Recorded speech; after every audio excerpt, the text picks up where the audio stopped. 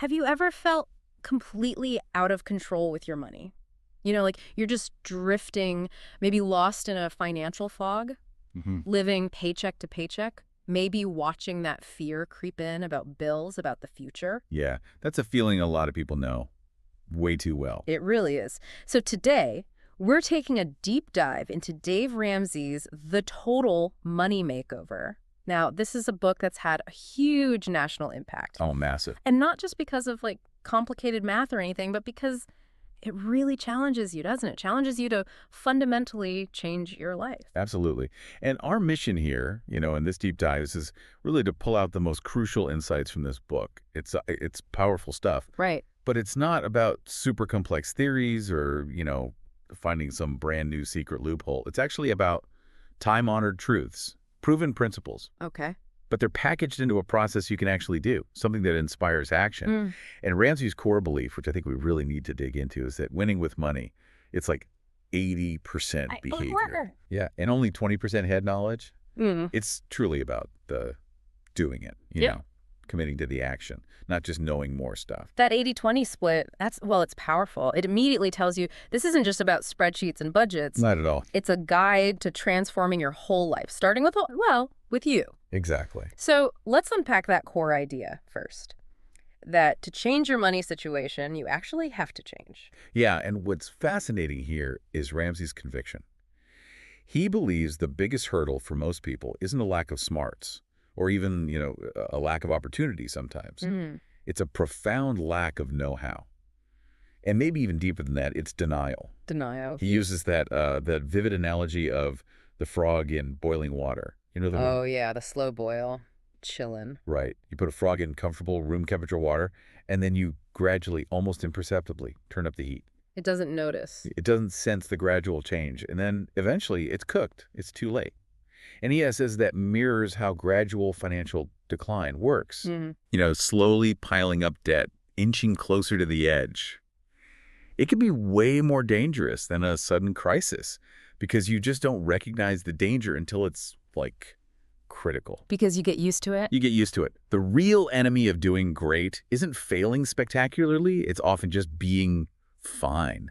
That comfortable, insidious state of just fine. That frog in boiling water thing, it really does hit home. It shows how subtly things can slide without us even noticing. Yeah. And what Ramsey emphasizes, and you see it so clearly in stories like Sarah's in the book, often it takes a real jolt, a painful one, usually. A wake-up call. A big one. Yeah. Sarah thought she was doing okay financially. The Wall Street Journal had said 70% of Americans live paycheck to paycheck, and she genuinely felt she was in that comfortable 30% doing well. Right. Thought she was safe. Exactly. But then, bam!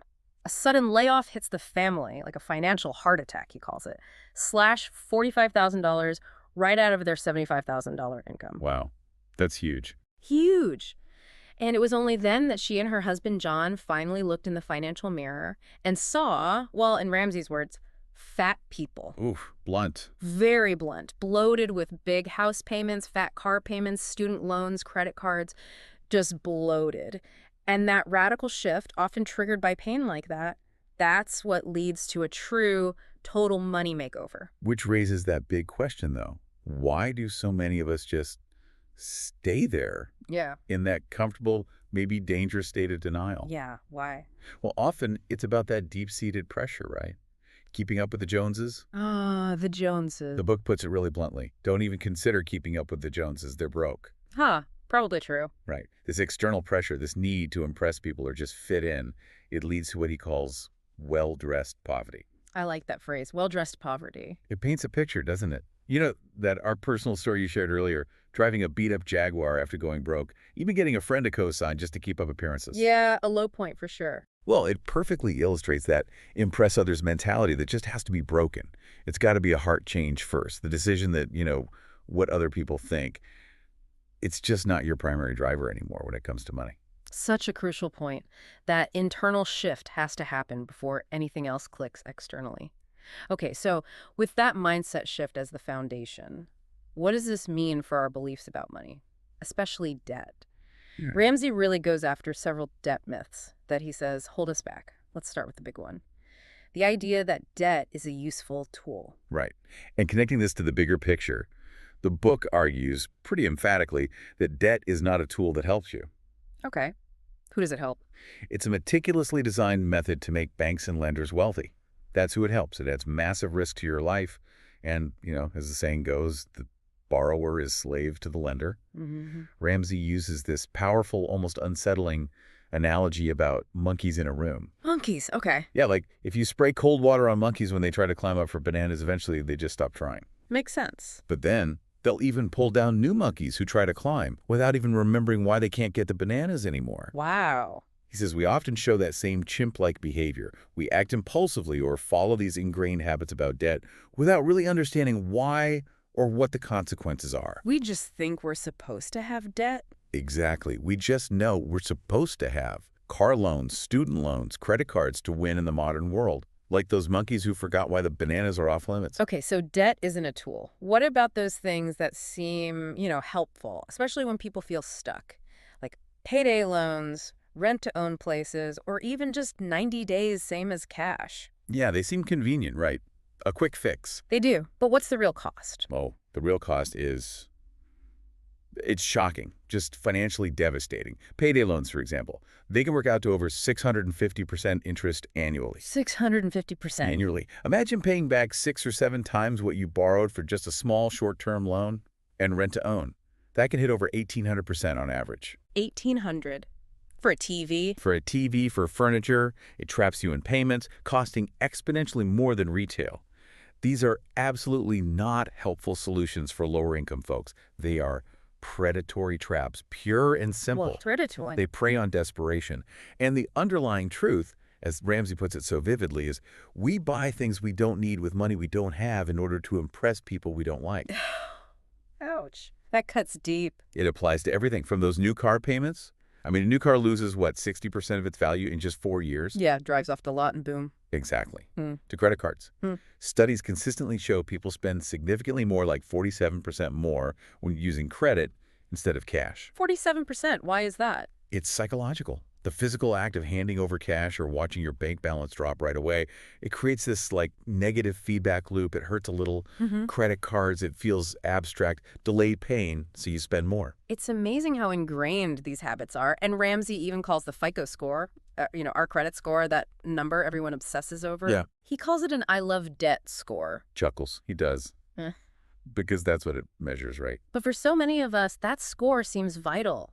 For mortgages, phone plans, everything. How does he address that? What's the shift in thinking there?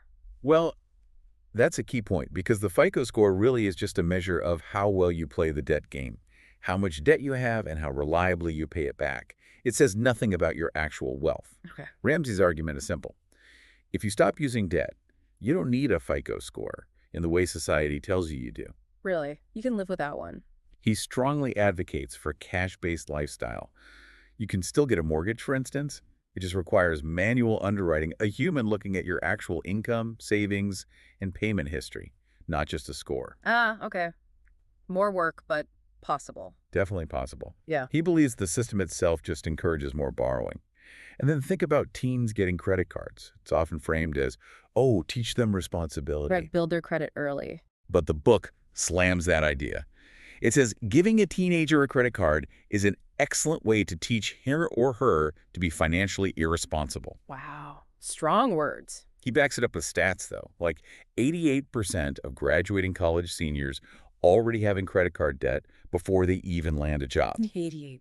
And 19% of all bankruptcy filings coming from college students. This kid branding, he calls it, starts crazy young.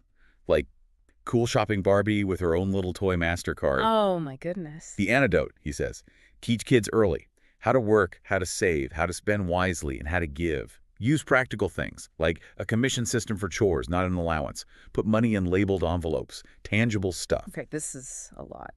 Shifting your mindset, breaking free from all these debt myths, it sounds like a massive mountain to climb. It can feel that way for sure. For someone listening right now who feels totally overwhelmed, how does Ramsey break this down? Make it manageable. Yeah, that's where the baby steps come in. This is really the heart of the practical plan. Baby steps. It's a sequence derived from years and years of financial counseling, watching what actually worked for real people. And the core idea is simple. You can get anywhere if you simply go one step at a time. One step at a time. Focus. Exactly. The power is in focus and priority, trying to do everything at once, save, invest, pay off debt, save for college, all simultaneously. You spread yourself too thin. Totally. Yeah. It leads to super slow progress, tons of frustration. He compares it to a 350-pound person trying to run a marathon on day one. You just can't. You need a plan. You can't just get ready, fire, and then aim with money. You need focus. Okay, so focus is key. Someone's ready, they're listening, they want to start. Where does this focused step-by-step journey actually begin? It begins with baby step one. Save $1,000 cash as a starter emergency fund. $1,000. Just $1,000. Yeah. This is your immediate little umbrella for when life inevitably rains on you. Because, as Money Magazine found, something like 78% of us will have a major negative event happen in any given 10-year period. 78%. So it's not if, it's when. Pretty much. This little fund is your Murphy repellent. Unexpected problems just seem less frequent and definitely less devastating when you have that cash cushion. Murphy repellent, I like that. How do you get it fast? You get intense. You twist and wring every single dollar out of your budget. You work extra hours. You sell stuff. Sell stuff. Yeah.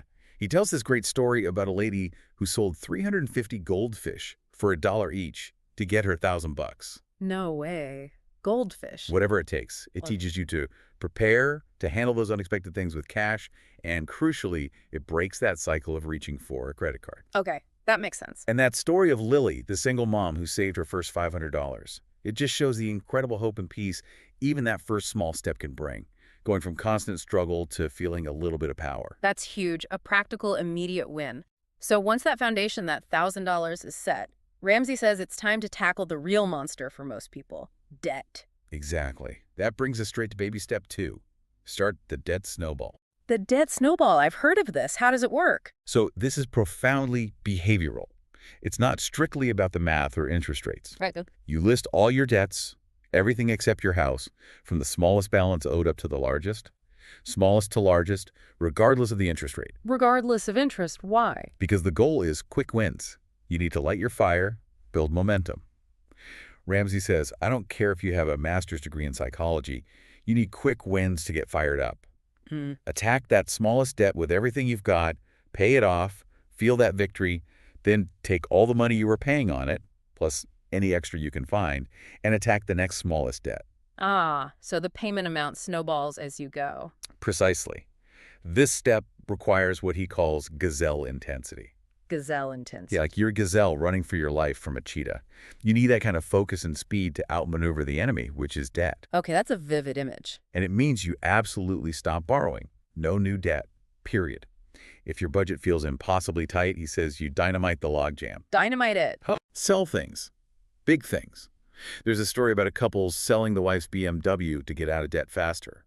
Or you take on extra jobs, side hustles, whatever it takes. Even pausing retirement contributions. Yes, for most people in this step, he advises temporarily stopping all retirement contributions, even the 401k match. Whoa. Okay, that sounds really counterintuitive. Why pause the match? That's free money.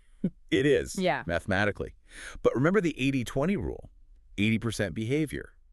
Ramsey argues, based on seeing thousands go through this, that the focused intensity you gain by throwing everything at the debt snowball creates a psychological shift in momentum that's ultimately more powerful than the few percentage points of match you might miss for a year or two.